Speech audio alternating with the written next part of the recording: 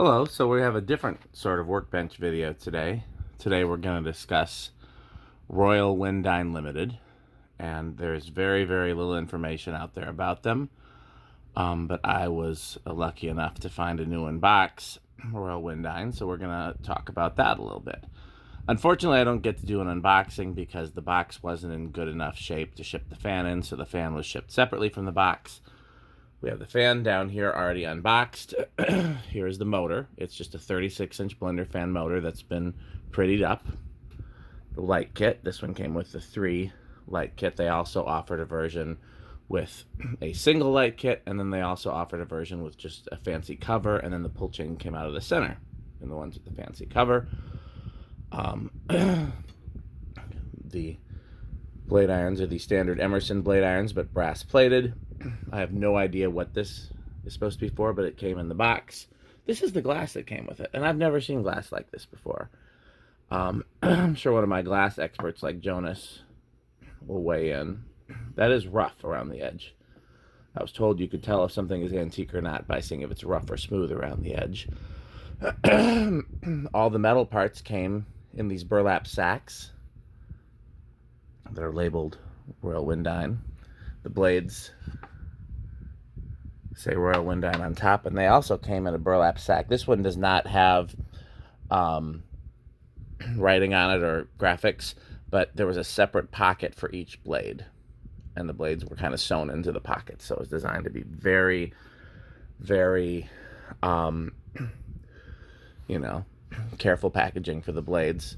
The whole experience is supposed to be a very luxurious experience. That's what they were selling back before anyone else was doing brass fans. They were selling luxury.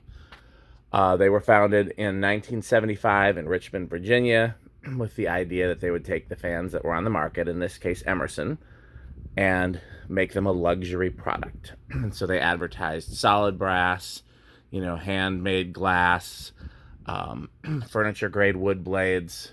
You'll see it even says furniture on there. And all of their advertising, little as it was, talked about the luxury experience and how, this is so much more luxurious than just having a utilitarian fan. They had 36, technically 39 inches, because these blades are a little bit longer than the Emerson blades, and 53-inch models. 39 and 53 is what they're listed as. This was their ornate version. They also had a plain version, which was still fancier than an Emerson. It had a regular canopy. It still had brass decoration on it and still had wood blades. They had a few different glass options. On average, in 1975, their fans sold for $500 a piece. Now, if you want to think about what that is in today's dollars, that's over $2,000. For a fan that they didn't even make, that they took an Emerson fan and prettied it up. Most of the brass parts are solid brass. Obviously, these are plated. This is solid brass and whatnot.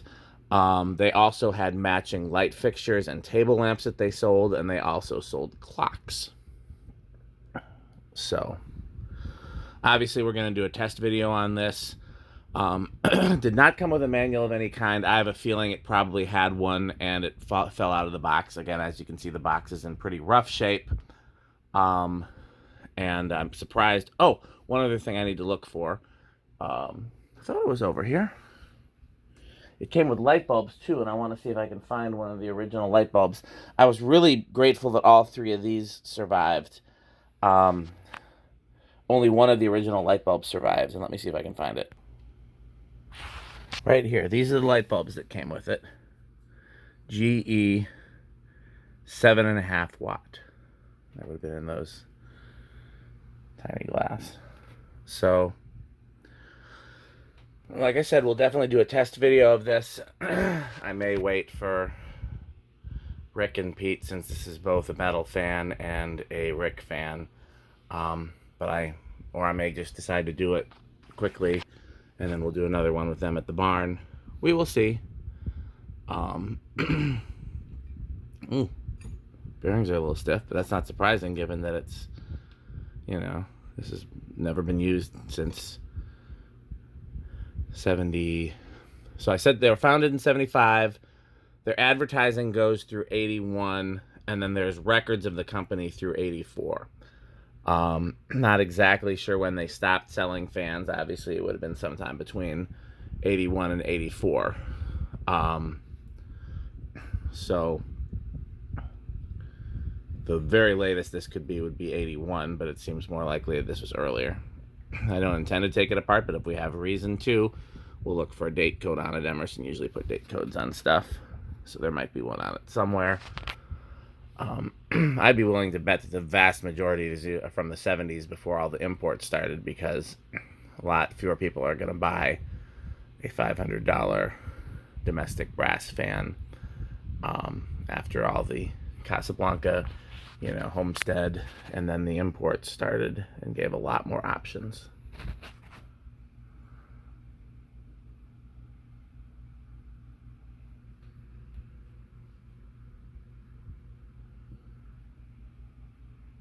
I wish it would have included the manual. I'm sure the manual was very detailed. Again, because their whole concept was luxury, and the packaging bears that out. So,